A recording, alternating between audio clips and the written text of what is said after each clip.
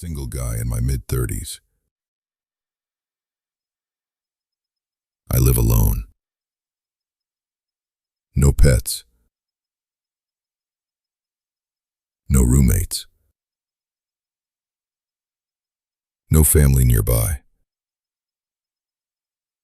Just me. And honestly, I love it.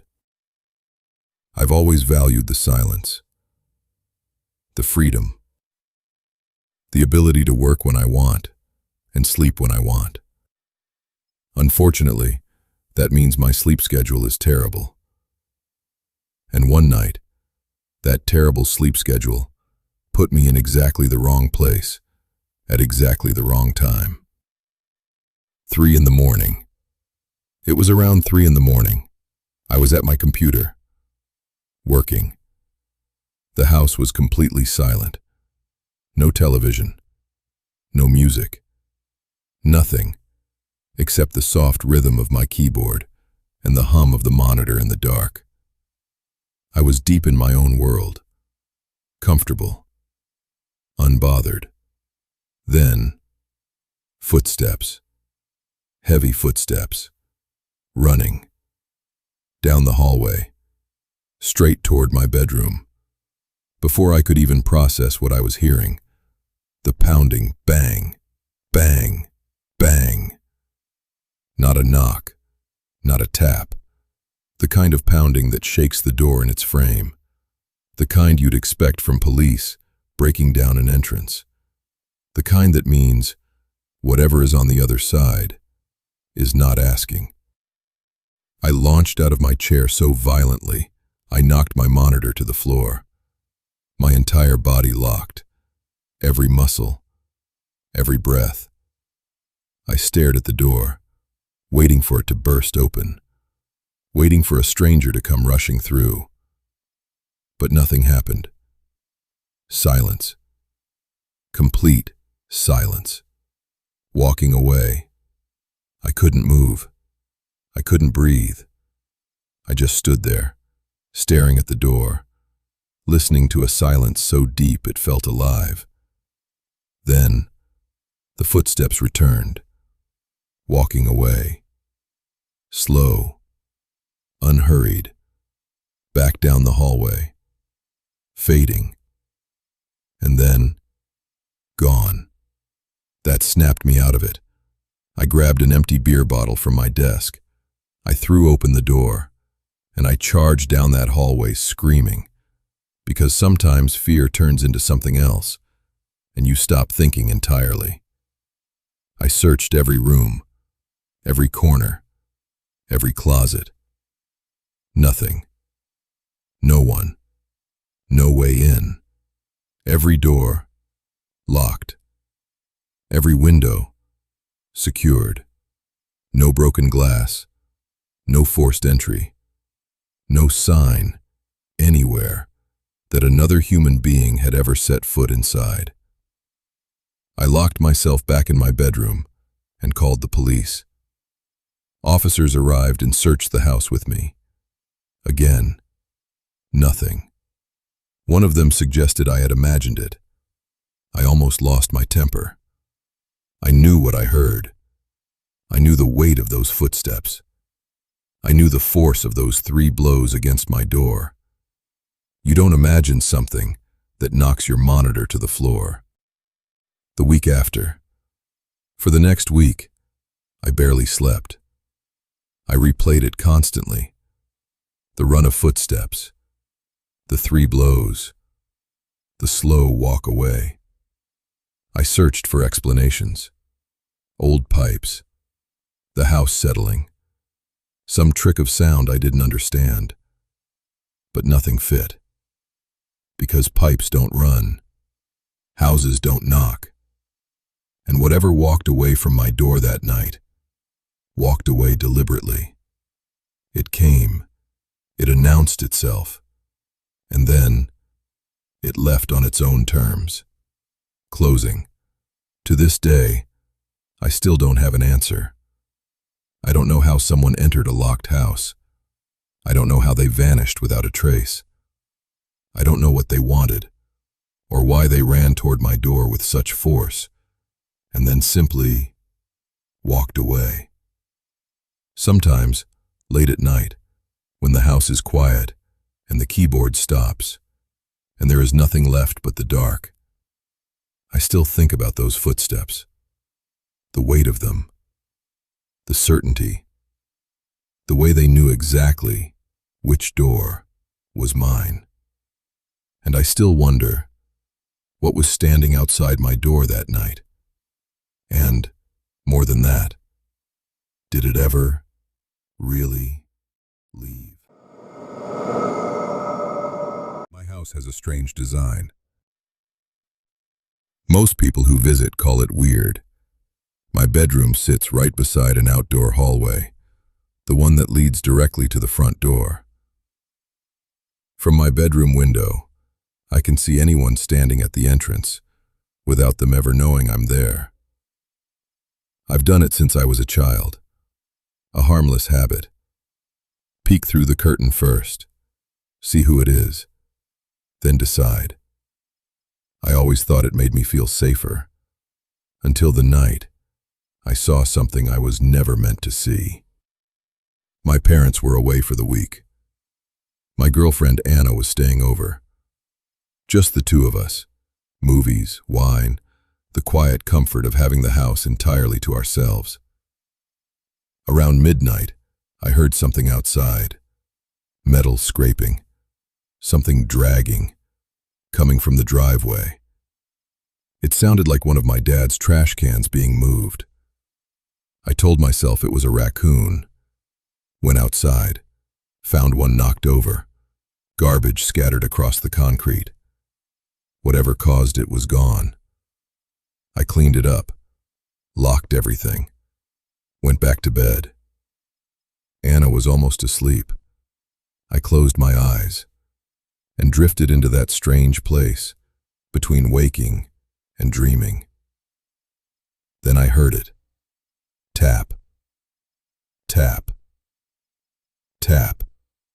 Soft, metallic, steady. At first I thought it was part of a dream, but it didn't stop. It never stopped. I opened my eyes. The room was dark. Anna breathed slowly beside me, and the tapping continued. I got out of bed, moved to the window, reached for the curtain, and pulled it back, just enough to see. There was a person at the front door, their back facing me, tapping slowly on the glass, over and over, patient, unhurried, as if they had all night. It was after midnight. The house was completely dark. No sane person would expect anyone to answer. I watched in silence. Then, the figure began to turn around. I dropped below the window instantly. My heart was hammering so hard, I could feel it in my throat. I pressed my back against the wall. I didn't move. I didn't breathe. Nearly a minute passed. Curiosity, or maybe something worse, pulled me back up. I looked again, and instantly regretted it. A face, inches from the glass, staring directly at me. I screamed. The curtain slipped from my hands, but in that split second, I saw enough. The face looked wrong. The skin appeared shriveled, sunken, almost melted, like something stretched too thin over the wrong shape, like something that shouldn't exist. Anna woke immediately. I locked the bedroom door. I called the police with shaking hands. Officers arrived 10 minutes later. They searched every corner of the property. Nothing. No footprints. No signs of forced entry. No evidence that anyone had ever been there at all. Just the dark, and the silence, and the glass of the front door still faintly smudged where fingers had been tapping. The following week passed without incident. Slowly, I convinced myself I had overreacted. Maybe it was just someone lost. Maybe the medication. Maybe my own exhausted mind turning a shadow into something monstrous. I almost believed it. Then the noises started again. Different noises this time. Not tapping, not scraping, just sounds in the middle of the night, outside my window. Things moving, shifting. The particular sound of something that is trying very hard not to be heard. My dad is installing security cameras now. But cameras only show you what something looks like. They don't tell you what it wants. They don't tell you how long it's been out there, or how many nights it stood in that hallway before I finally looked. And deep down, I don't think that man ever left. Us. My name is Patrick McCabe, and what I'm about to tell you is the most terrifying thing that has ever happened to me. It started with my teeth, of all things. I had them my whole life, crooked, painful, the kind that made every dentist visit feel like a punishment. I got my wisdom teeth removed much later than most people. I never could have imagined what that surgery would lead to. The recovery was brutal. The pain came in waves, deep, relentless, the kind that doesn't let you sleep more than a few hours at a time. Every 3 hours I'd drag myself awake, just to take another pill before the agony came back. Days blurred together. Sleep, wake, swallow, sleep again. I barely felt human anymore. Then one night, during the first week, I woke up at 4 in the morning. The house was unusually hot. The sound, I tossed and turned, gave up, opened the bedroom window to let in the cool air. For a moment, it helped. Then I heard it, scratching, soft, slow, almost like claws dragging across wood. I held still and listened. It wasn't coming from the yard. It was coming from directly above me. The roof. For several seconds, the sound moved slowly across the shingles, then faded into silence. I told myself it was a raccoon. We lived near the woods. It wasn't uncommon. But something in me wasn't convinced. Outside, I couldn't sleep anyway. So I grabbed one of my dad's heavy-duty flashlights from the garage and stepped outside. The beam swept across the roof above my bedroom. Nothing. I walked around the house slowly, searching, telling myself I'd feel foolish when I found a raccoon staring back at me. Then I saw movement. Just a slight shift, near the front corner of the roof. I snapped the flashlight toward it, and instantly wished I hadn't. What was on the roof? Standing there was a person, not an animal, not a shadow, not something my medicated, sleep-deprived mind had invented. A naked human being, frozen on my roof, staring down at me. For a moment, neither of us moved. Then I screamed, and the figure exploded into motion. The chase. It moved with impossible speed, sprinting across the roofline, almost seeming to glide across the shingles, like gravity meant nothing to it. I ran after it. Even now, I don't know why. Instinct, maybe. Adrenaline.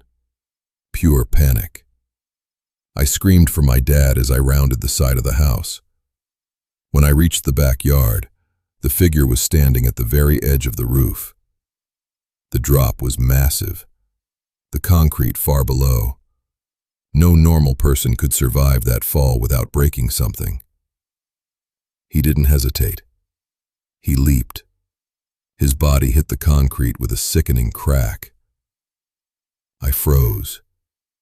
I stared. Then, he stood up, like nothing had happened, and charged straight at me. The attack. He tackled me to the ground before I could react. His hands clawed at my face, fingernails digging into skin, blood pouring into my eyes. He wasn't speaking, only grunting, spitting, growling, like some wild animal wearing human skin. I fought as hard as I could, but he was unbelievably strong. And in that moment, I truly believed I was going to die. Then I heard the back door burst open. My dad.